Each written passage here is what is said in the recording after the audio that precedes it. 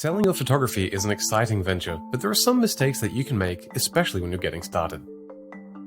Don't price yourself out of a sale.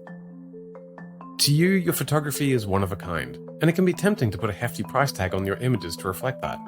But remember, the photography industry is incredibly competitive, and as budgets continue to get smaller, customers will not likely pay excessive amounts for images.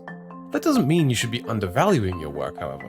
Sometimes photography should warrant a high price to reflect your hard work, particularly if the image portrays a rare subject or is complex or challenging to photograph. But you should do market research before deciding how to price your pictures. Look at photographers who shoot similar subjects to see their prices to give you a good idea of the market rate. It also helps to think about the lowest amount you'd be happy with for your shots and work your way up from that figure.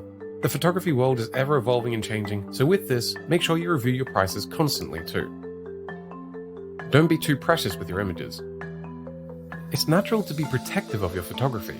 It's your passion, and that's fine. But you need to be willing to relinquish some control when you're selling your images.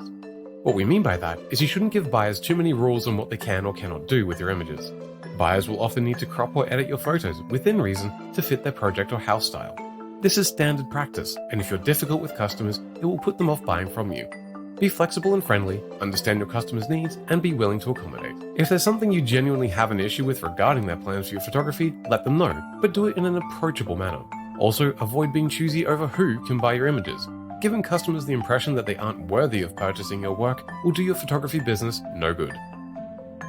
Be knowledgeable of the market and don't take it personally. Over time, you may find that some of your most commercially successful images aren't your favorites. Not everyone will share your taste for your photography, and that's okay. If your favorite shots aren't the most popular, don't be tempted to throw in the towel. It doesn't mean your photos are a failure or any less worthy of including in your portfolio. That's just how the market works. It pays to research.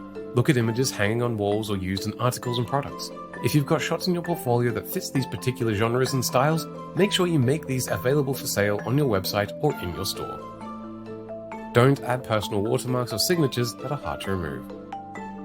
When selling images in an online environment, it's natural to want to be protective. Copyright infringement is real, and there will always be some risk.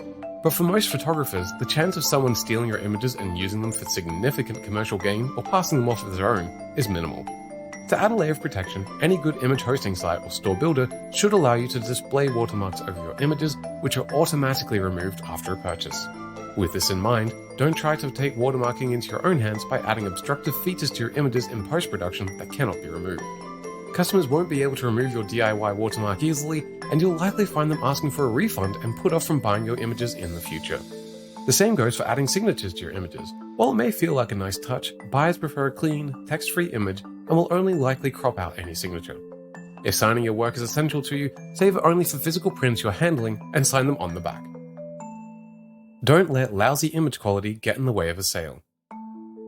Make sure your images are as technically perfect as they can be. Images that are too small or where the quality is compromised can significantly lower the likelihood of a sale.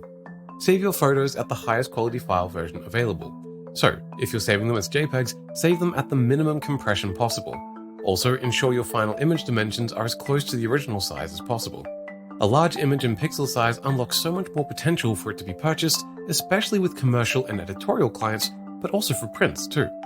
A photo that's too small can look pixelated and blurry when printed on a large canvas and could prevent a customer from purchasing. Avoid these scenarios as much as possible by checking quality and technical specifics before making your photos available for sale. Take note to avoid these mistakes as outlined in this video, and you'll become more successful in selling your images in the long run.